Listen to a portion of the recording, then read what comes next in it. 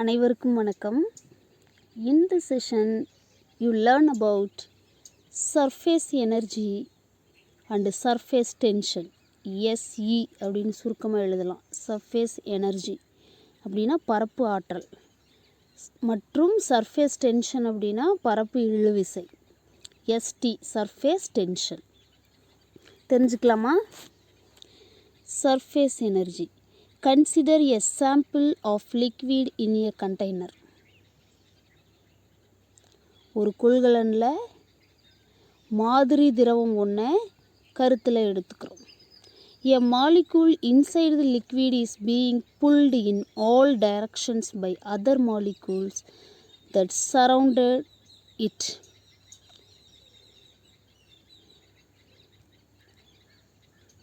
அந்த திரவத்துக்கு உள்ளே இருக்கிற ஒரு மூலக்கூறு தன்னை சுற்றி இருக்கிற மற்ற மூலக்கூறுகளினால் அனைத்து திசைகளிலும் கவர்ந்து இழுக்கப்படும்.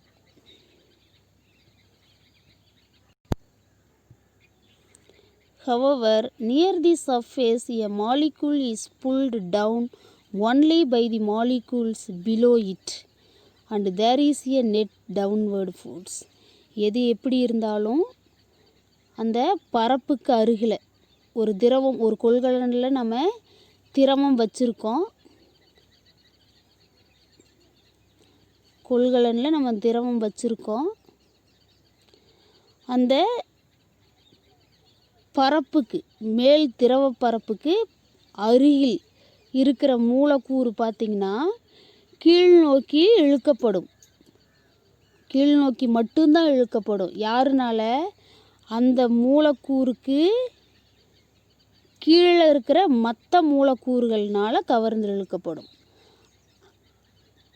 அதனால் there is a net downward force. அதனால் கீழ் நோக்கிய நிகர விசை செயல்படுது.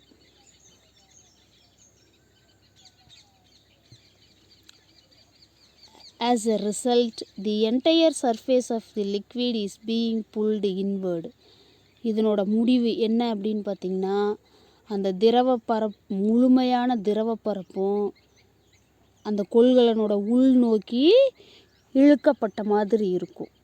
The liquid surface thus tends to have the least surface area.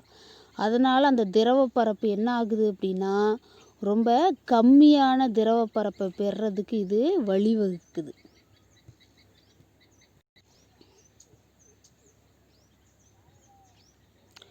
To increase the surface area, some molecules are brought from the interior to the surface.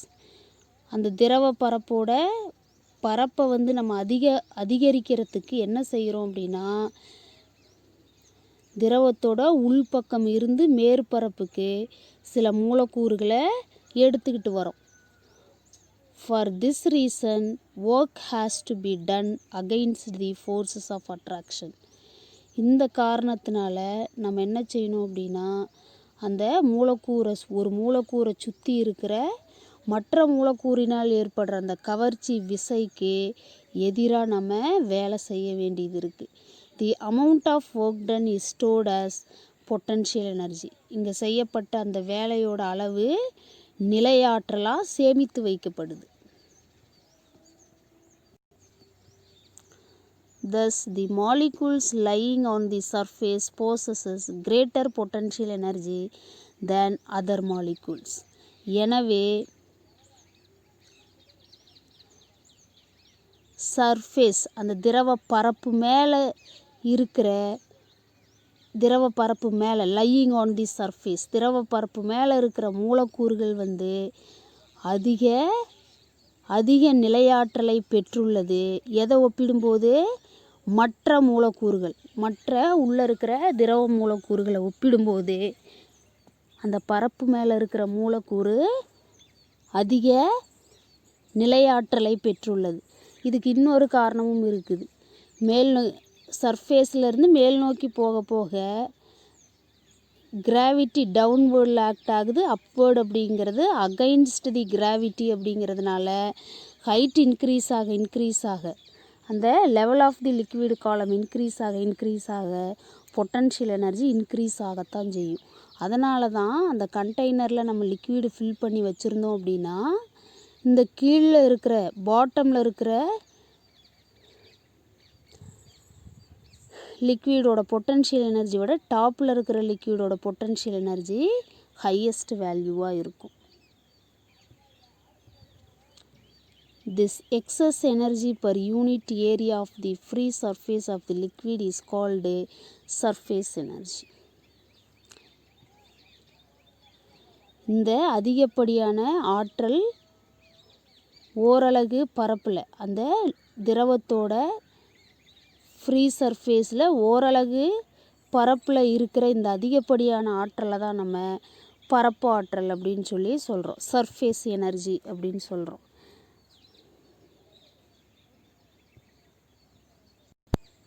இந்த statement 2 மார்க்ஸில் கேட்பாங்க. surface energy. In other words, the work done in increasing the surface area per unit area of the liquid against the surface tensional force is called the surface energy of the liquid.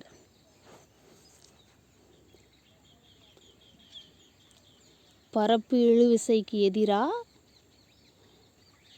அந்த திரவ பரப்பு ஓரலகு திரவத்தோட ஓரலகு பரப்புக்கான திரவ பரப்பை அதிகரிக்கிறதுக்கு நாம் பரப்பு இழுவிசைக்கு எதிராக செய்கிற வேலை தான் பரப்பு ஆற்றல். அந்த திரவத்தோட பரப்பு ஆற்றல் அப்படின்னு சொல்லி சொல்கிறோம்.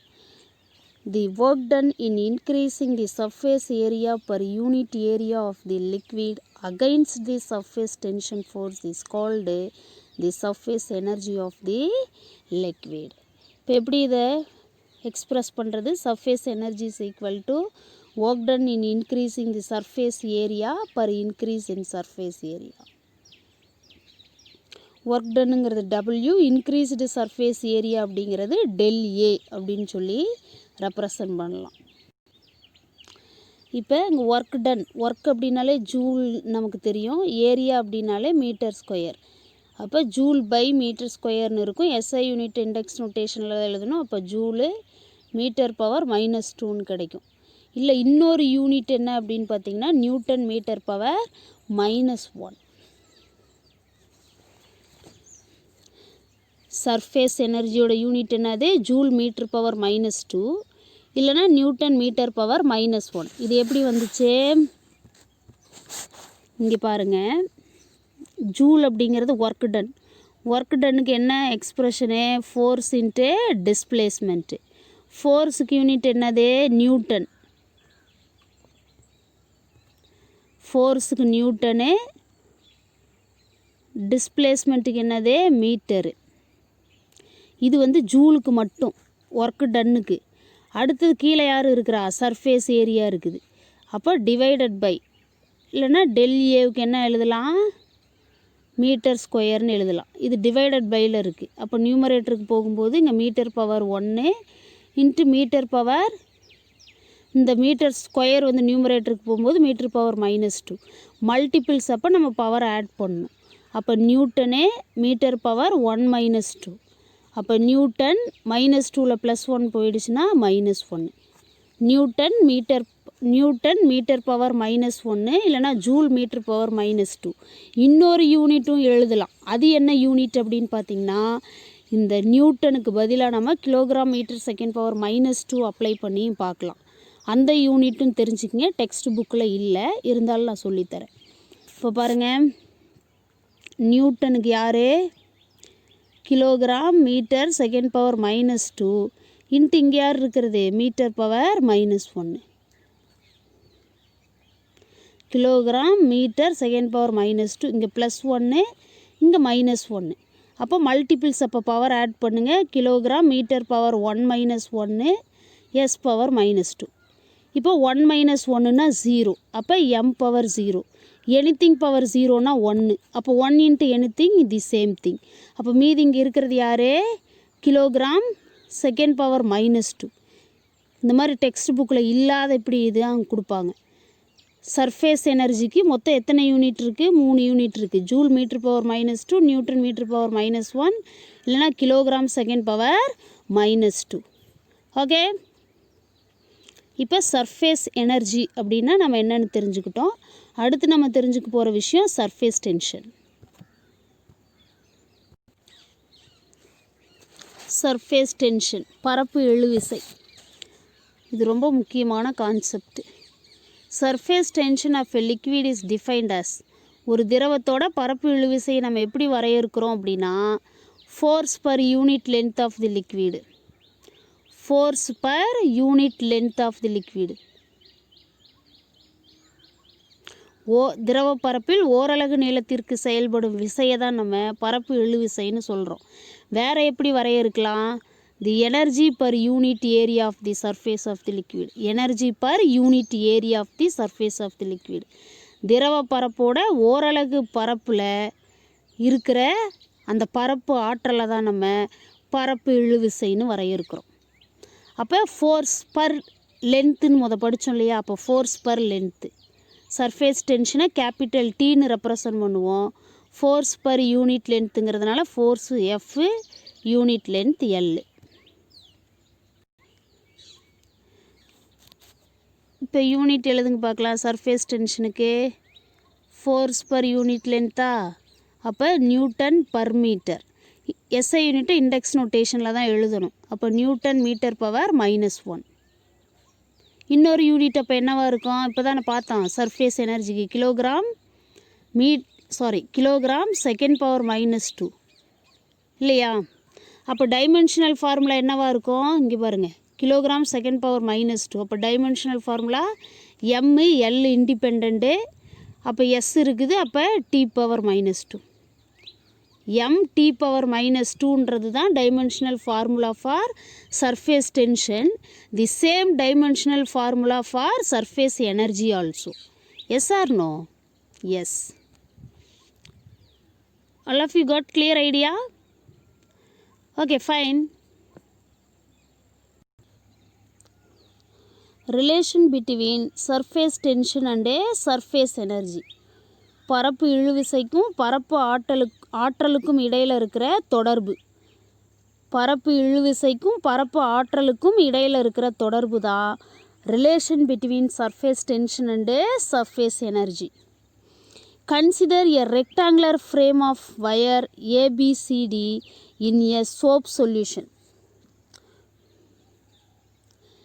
ABCD அப்படிங்கிற ஒரு செவ்வக வடிவ சட்டம் சோப்பு கரைசலுக்குள்ளே இருக்கிறதா நாம் கன்சிடர் பண்ணிக்கிறோம். இருக்கிறது இன் எ சோப் சொல்யூஷன், ஒரு சோப்பு கரைசலுக்குள்ளே இருக்கிறதா கருத்தில் எடுத்துக்கிறோம். Let AB be the movable wire.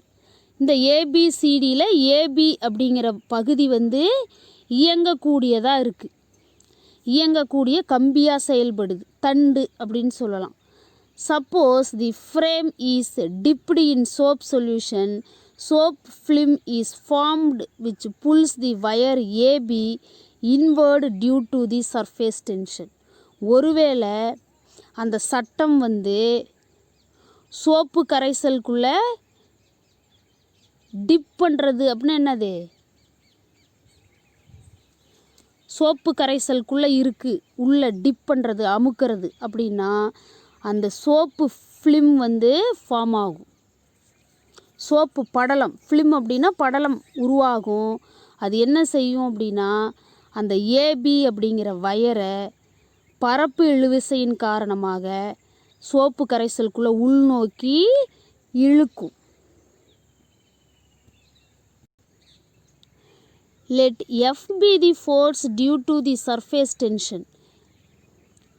பரப்பு இழுவிசையின் காரணமாக அங்கே செயல்படுற விசையை எஃப்னு எடுத்துக்கிட்டோம் அப்படின்னா அப்போ F is equal to 2t × L அப்படின்னு சொல்லி கிடைக்கும். ஏன்னா பரப்பு இழுவிசை T is equal to F/L. இங்கே பரப்பு இழுவிசை அப்படிங்கிறது இங்கே 2 படலம் இருக்குது. ஏபி ஆரம்ப நிலை, அந்த ஏபிங்கிற வயர் ஆரம்ப நிலையில் இருக்குது. அப்புறம் உள்நோக்கி இழுக்கப்படுறதுனால ஒரு dx தொலைவு இடம்பெயருது அப்படின்னா 2வது நிலைக்கு போகும். ஏபிங்கிறது ஆரம்ப நிலை, அதிலிருந்து A' B' நிலைக்கு போச்சு அப்படின்னா இங்கே 2 பார்ட் ஆஃப் பரப்பு இழுவிசை இருக்குது, சர்ஃபேஸ் டென்ஷன். அதனால தான் 2T அப்படின்னு சொல்லி அப்ளை பண்ணுறது. சரிங்களா? Surface tension T is equal to F/L. இதிலேருந்து F இஸ் ஈக்குவல் டு என்னது, L லெஃப்ட்டுக்கு வரும்பொழுது T இன்ட்டு L. இங்கே 2 லேயர்ஸ் அப்படிங்கிறதுனால 2T into L is equal to F. Okay. Here 2 is introduced because it has 2 free surfaces. அந்த ஃப்ரேமுக்கு என்ன இருக்குது அப்படின்னா 2 free surface இருக்குது. அதாவது இயல்பாக நகரக்கூடிய பரப்பு இருக்கிறதுனால 2 அப்படிங்கிற எண்ணை வந்து நாம் இந்த இடத்துல அறிமுகப்படுத்தியிருக்கோம். Suppose AB is moved by a small distance del x to a new position A dash B dash. ஒருவேளை A அப்படிங்கிற அந்த பகுதி, கம்பி பகுதி வந்து del x அப்படிங்கிற ஒரு சிறிய தொலைவு நகர்ந்துருக்கு அப்படின்னா அந்த புதிய நிலை ஏபியோட புதிய நிலை என்னவாக இருக்கும், A dash B டேஷாக இருக்கும். Since the area increases, some work has to be done against the inward force due to the surface tension.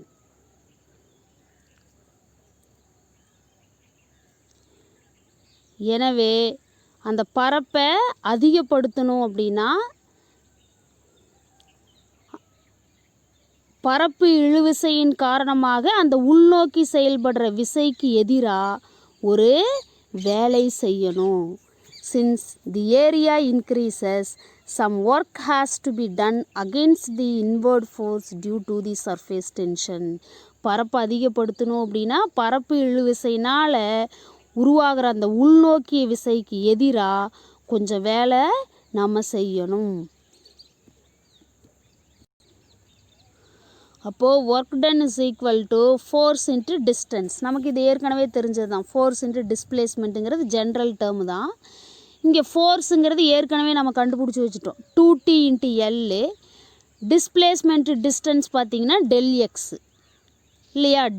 ஏபிங்கிற நிலையில் இருந்து del x அப்படிங்கிற புதிய நிலைக்கு இடம்பெயரணும் அப்படின்னா அந்த குறிப்பிட்ட அளவு வேலை செய்கிறோம் இல்லையா. Increase in area of the film. இப்போ அந்த படலத்தோட அதிகமான பரப்பு எதுக்கு சமமாக இருக்கும் அப்படின்னா del A is equal to 2L del xன்னு இருக்கும். இங்கே பரப்பு தான் நம்ம கண்டுபிடிக்கிறோம். அப்போது பரப்பு del A is equal to length into 2 sides, product of 2 sides 2L into del x.